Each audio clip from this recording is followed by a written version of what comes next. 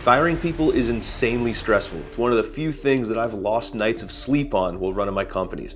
But I'll tell you this, it gets so much worse if you do it wrong. I've hired over 100 people, and yeah, I've had to fire a few of them over the years, but I'll tell you this, when the day comes when I have to fire a team member, this is the playbook I use. Step one, you gotta coach them hard. Because here's the reality, if you fire someone on your team and they're like blown away, completely surprised, and they had no idea it was coming, I got bad news, you failed as a leader.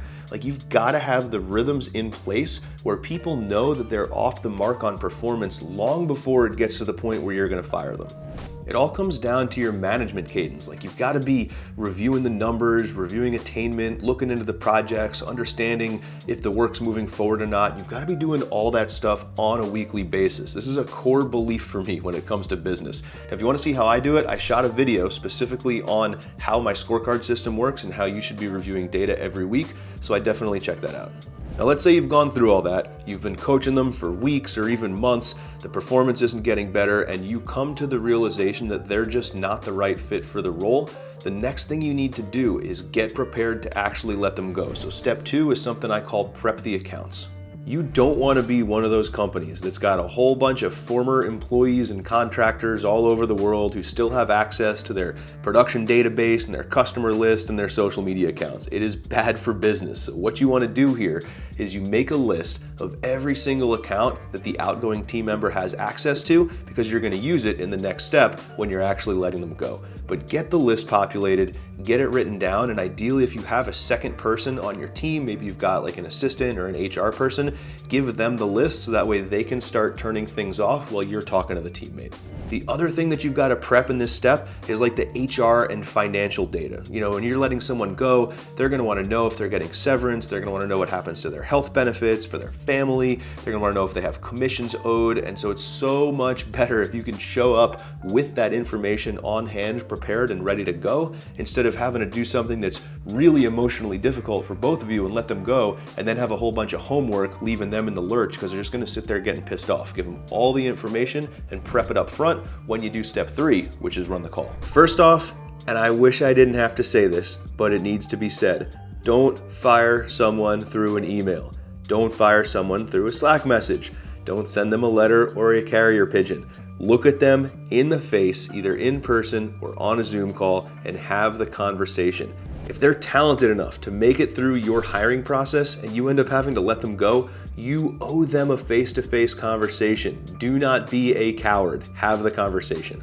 Now, when you meet with a team member, you gotta remember one key principle. It is not a discussion. It is not a negotiation. There is only one outcome, which is the conversation concludes and they no longer work at your company. The decision's already been made. And the thing is, you gotta be ready for this, because when you show up to have this conversation and you tell them you're letting them go, their natural defensive mechanism is going to be to negotiate. They're gonna tell you why you're wrong. They're gonna tell you why the numbers aren't correct. They're gonna tell you why letting them go is the biggest mistake your company's ever made. And your job is to shut that conversation down. You are communicating a decision that's been made. You are not negotiating about whether or not they still have a job. Now, during the call, the accounts on the list that you prepped in step two need to start getting turned off. So the idea here is that you're gonna spend 15 minutes max talking to this person, communicating the decision that you've decided to let them go, and their accounts are getting turned off during the call at the same time. Now, if there's some of you watching this and you're like, oh, that feels a little heartless, we just want them to let them say a little goodbye. Look, I get it, but at the end of the day, if you're running a company, your job also is to minimize the surface area of bad things happening, and we need to also protect the business. This is a tough transition, and tough transitions are made easier when you do them quickly, get through them, get over them, and move on. Step four is the one that everyone sleeps on. They let someone go, they have the conversation, and they get back to work. But there is one thing that everyone forgets. All the other people who still work in your business. You gotta tell the team, because it's not like they're not gonna notice this person is gone, right? And so in the absence of information, people will invent it. It's better for you as a leader to control the narrative. So when I let someone go off the team, I write up a message, and I'll tell you, we're not laying out all of their faults. You're not saying, oh, I let Jimmy go because he only got 22% attainment on his quota and he's a bad salesperson. That is freaking amateur hour. What you want to do is take a tone of dignity, respect, admiration and appreciation for the time that they spent here and the contributions that they made, because the reality is, like, they're probably still a great person who will be a great fit in someone else's business. They just weren't a fit in your business right now. You don't have to talk bad about them on the way out the door, but let the team know that they're no longer here and give them a path forward. Like, are you backfilling the position? Who's picking up their projects? Who's doing the work? What's the plan for the next few weeks?